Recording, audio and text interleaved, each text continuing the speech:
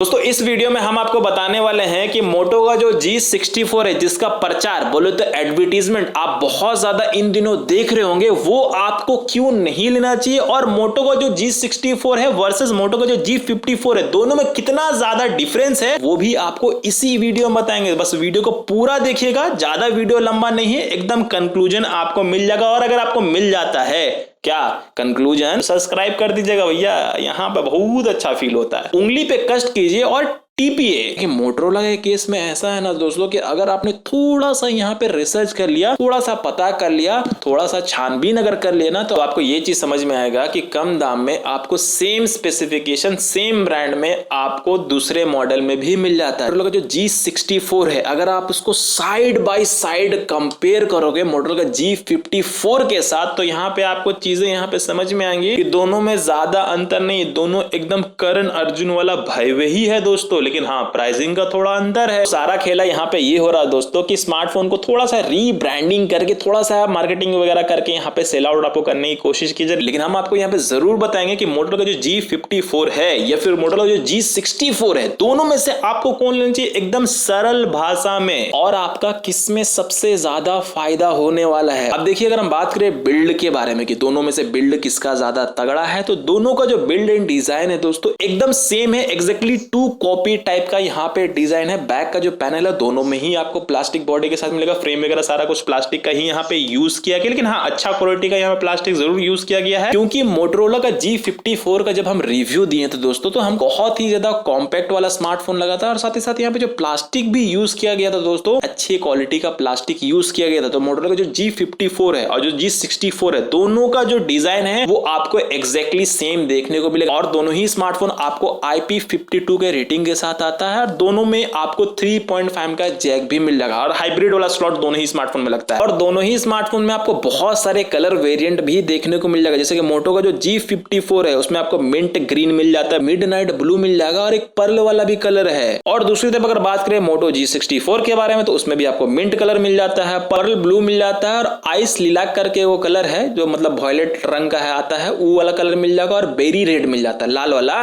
तो कलर तो आप अपने पसंद के हिसाब से कोई सा भी यहाँ पे चुन सकते हो, लेकिन हम आपको रिकमेंड करेंगे या तो आप रेड लीजिए या फिर जो मिंट ग्रीन है ना वो लीजिए, वो दोनों कलर बहुत सुपर्ब लगता है। बाकी दोनों ही स्मार्टफोन में आपको 8GB 128GB का एक वेरिएंट मिल जाता है, और 12GB 256GB का एक वेरिएंट मिल जाएगा। इवन तो जो वेट भी है ना दोनों स्मार्टफोन का, वो 192 ग्राम्स का ही है। फॉर्म फैक्टर सब कुछ आपको सिमिलर ही देखने को मिलेगा, ज्यादा अंतर यहाँ पे नहीं है। और ज्यादा क्या भैया, कुछ अंतर नहीं है बिल्ड इन डिजाइन में। और जिस तरह से बिल्ड इन डिजाइन में कोनो तरह का चेंजेस नहीं है, उसी तरह से इसके डिस्प्ले में भी ना कोनो तरह का चेंजेस नहीं है। इसमें जो डिस्प्ले यूज किया गया दोस्तों, वो 6.5 इंच का फुल HD प्लस वाला डिस्प्ले है, जिसमें आपको 120 हर्ट्ज का रिफ्रेश रेट मिल जाता है, और पंच होल वाला डिस्प्ले है। और एक चीज जरूर से याद रखिएगा कि एमोलेड पैनल यहाँ पे यूज नहीं किया गया है, LCD वाला पैनल यहाँ पे इस्तेमाल किया गया है। बाकी ओवरऑल आउटडोर में जो इसका विजिबिलिटी भी है वो भी आपको अच्छा मिल जाता है, जरा सा भी प्रॉब्लम नहीं होने वाला, विजिबल है इसका डिस्प्ले। और इस फोन को आउटडोर में इस्तेमाल भी किया था, तो विजिबिलिटी को लेकर हमको कोनो तरह का प्रॉब्लम यहाँ पे देखने को नहीं मिला था। प्रोसेसर की जहां तक बात है दोस्तों, तो बस इसमें एक छोटा सा अंतर यह है कि मोटरोला का जो G54 है उसमें आपको मीडियाटेक का डायमेंसिटी 7020 वाला चिपसेट मिल जाता है। लेकिन अगर बात करें मोटरोला का G64 के बारे में, तो वहां पे 7025 वाला चिपसेट मिल जाता है। अब यहाँ पे देखिए, ज्यादा टेंशन लेने की जरूरत नहीं है, दोनों जो प्रोसेसर है ना दोस्तों एकदम सिमिलर टाइप का परफॉर्मेंस आपको निकाल के देगा। अगर आप स्कोरिंग भी चेक करोगे दोनों का अंतुतु स्कोरिंग, उसमें भी ज्यादा अंतर आपको देखने को नहीं मिलेगा। मोटरोला जो G54 है वो लमसम में 4,60,000 का स्कोरिंग निकाल के देगा, और मोटो को जो G64 है उसमें लमसम में 4,75,000 का स्कोरिंग देखने को मिल जाएगा। बस अंतर इतना सा है दोस्तों कि 7020 वाला जो चिपसेट है 2.2 गीगाहर्ट्ज वाला प्रोसेसर दिया गया है, और वहीं दूसरी तरफ अगर बात करें 7025 के बारे में, तो 2.5 गीगाहर्ट्ज वाला प्रोसेसर दिया गया है, यानी कि ज्यादा अंतर नहीं है। तो कहना क्या चाहते हैं हम, तो हम आपको ये बताना चाहते हैं दोस्तों कि दोनों ही स्मार्टफोन का जो परफॉर्मेंस है ना वो आपको सिमिलर ही देखने को मिलेगा। डे टू डे वाले जितना भी काम धंधा जो आप G54 में कर लोगे ना, उसी तरह से सेम आप G64 में भी कर लोगे। सेम गेमिंग एक्सपीरियंस भी आपको मिलने वाला है, यानी कि परफॉर्मेंस के हिसाब से भी कुछ भी चेंजेस नहीं है दोस्तों। और सबसे इंटरेस्टिंग बात तो ये है दोस्तों कि दोनों ही स्मार्टफोन का जो कैमरा भी है ना वो एग्जैक्टली सेम यहाँ पे सेंसर यूज किया गया। दोनों ही स्मार्टफोन में 50 मेगापिक्सल का मेन सेंसर यूज किया गया, दोनों में ही जो है OIS का भी सपोर्ट मिल जाता है। और दूसरा कैमरा जो यहाँ पे दिया गया वो 8 मेगापिक्सल का अल्ट्रा वाइड वाला कैमरा दिया गया, जो आपका डेप्थ में भी काम आ जाएगा, मैक्रो में भी काम आ जाएगा, और 16 मेगापिक्सल का सेल्फी कैमरा मिल जाता है। अब क्योंकि दोनों ही स्मार्टफोन में OS का सपोर्ट मिल जाता है, इसलिए हमने इसका एक व्लॉगिंग टेस्ट भी किया था। तो अगर आपके पास टाइम है तो जाके चेकआउट कर सकते हो। बाकी दोनों में जो कैमरा